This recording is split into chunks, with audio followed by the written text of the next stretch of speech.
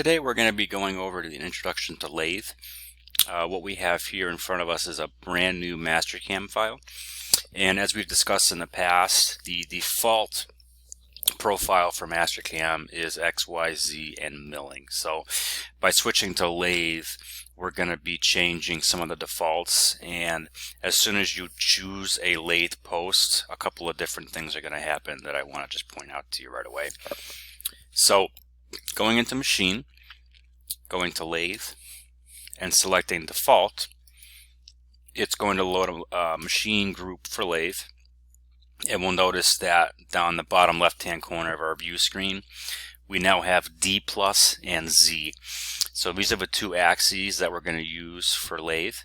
D plus being diameter, referencing diameter, and Z is our left to right linear coordinate plane for our parts. And the other thing that this also does too, when we select a Lathe group, is it actually creates a plane for us called D plus Z plus, and that is the plane that we're going to select and use for our manufacturing process. Now you'll see that even though it created it, it's currently not active. It's still on top, G, W, and T.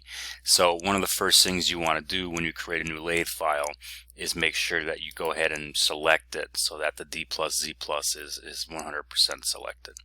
The G view is not important, but you can bring that down too. So we have a plane, and we have our selection here too.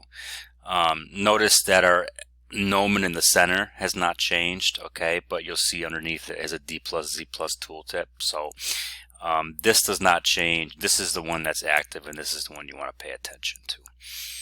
It's also important to make sure your part's in the right orientation when you do this. So I will be showing you an example coming up here in the near future so that you can review it.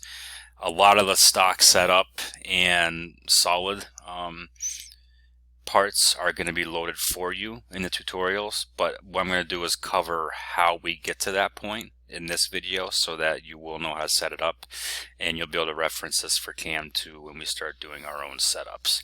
So what I want to do now, I'm going to go ahead and load up a tutorial. You may have already done this one by now.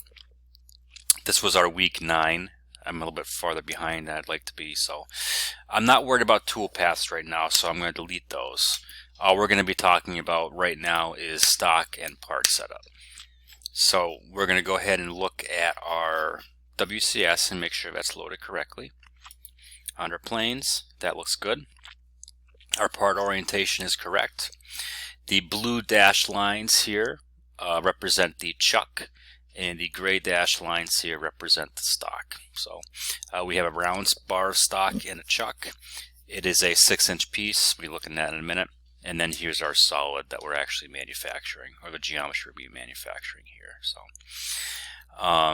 inside of properties, just like in milling, there is a stock setup area. When clicking on stock setup, it looks very similar, but there are now two areas to look at. There's two areas of concern. So the stock plane is plus D plus Z, which is good. We're now going to go into stock setup by clicking the properties box, and we're going to actually specify the geometry of our stock in here.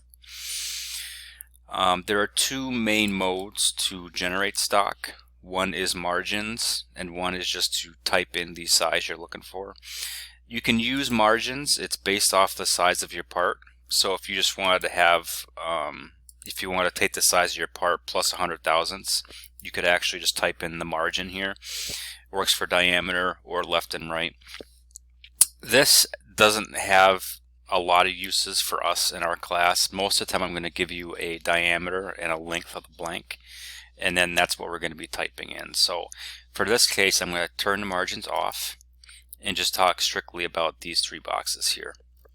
So referencing the stock, or referencing the part, you would look and see what the size is, and you'd want to pick a diameter of the bar first. So in this case, a 1.5 inch bar is what we're going to be using. We have a length of 6 inches, so that's the total length from end to end of the stock.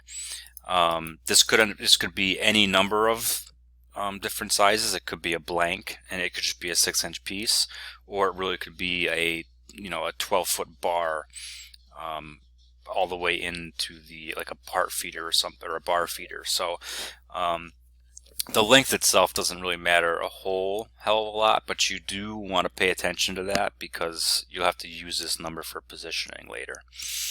The other thing we want to look at is the position along the axis. So if you notice here, I'm kind of zoomed out, so it's kind of tough, but our stock actually starts directly on top of the face of the part. And we never want to leave it like this. We're always going to face some material off. The reason being is we don't know if this bar is square.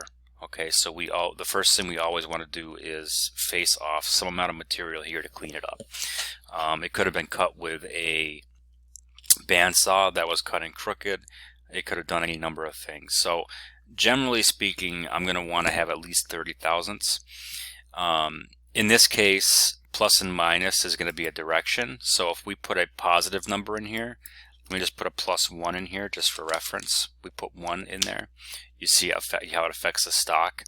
The overall length stays the same, but the position changes. So now we have 1 inch in front of the WCS. What we really want to do is probably have like a +30 thou is roughly what we go for. So we're going to machine 30 thousandths off. And again, that's not changing the length, it's just changing the position of the stock location based off the part. So we're going to remember these numbers. 6 inches is the important one. We're going to click OK. And now we're going to go to the jaws. So the first tab actually goes into changing the geometry of the jaw itself. If you had a special jaw that we were manufacturing, or if you just wanted to accurately represent your work holding, we're going to skip that for now, and we're going to go to parameters. Parameters is where we actually specify how the bar is being held. So to do this, I want to first talk about one thing as far as machining methodology. The farther your piece of stock sticks out of the chuck unsupported, the more run out or TIR that you're going to experience. And what that means is basically the bar under its own gravity being cantilevered, it's going to want to bend. So when you are rotating this at speed, some of that will come out because you get the centrifugal motion that kind of helps to self-correct the TIR.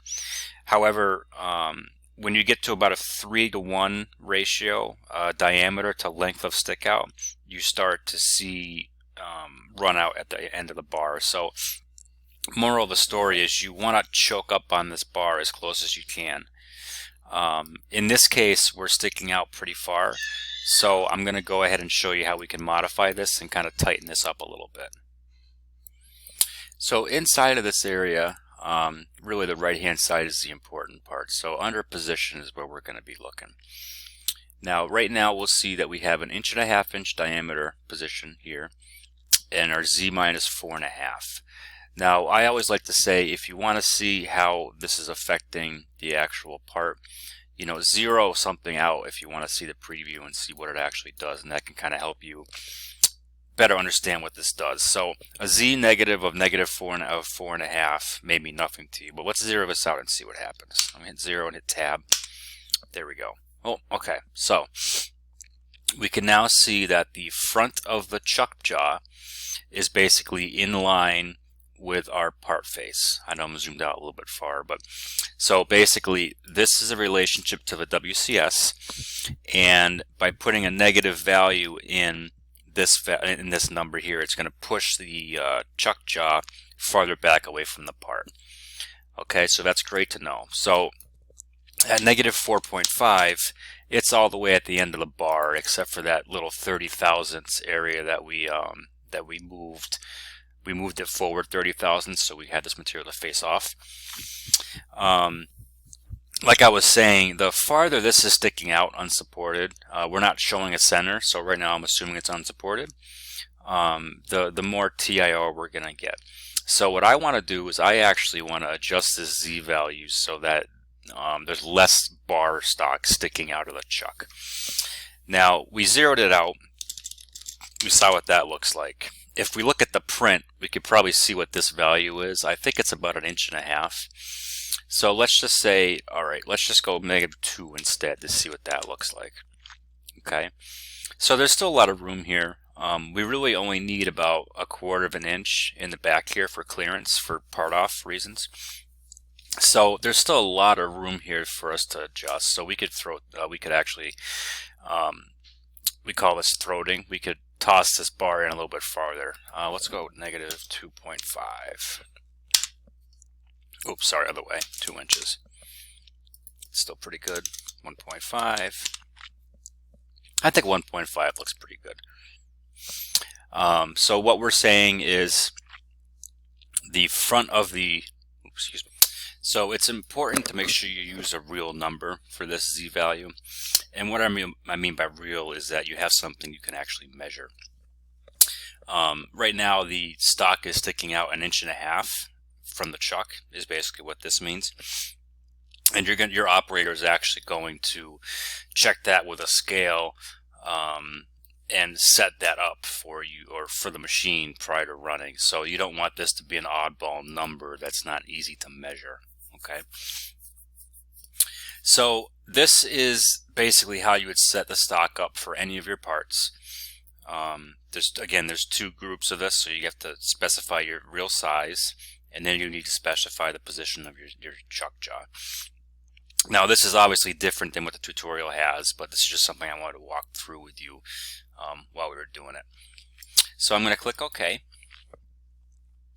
We're not going to talk about tail stocks or steady rests right now, but in the future we could be getting into that as we do more complicated work holding. So the part is now set up. I'm going to end the video here, and I'm going to make some specific videos on the actual tool paths. And again, most of us setup work for the end of this semester is going to be done for you ahead of time. But this is a good primer so that you know how to do it in the future. In Cam 2, you are going to be responsible for your own part setups, so you're going to want to hold on to this information. And like I said, I'll be releasing some extra videos now on individual tool paths going forward, so you can have those for reference as you're doing your labs for the rest of the week. Thank you very much, and I will talk to you later.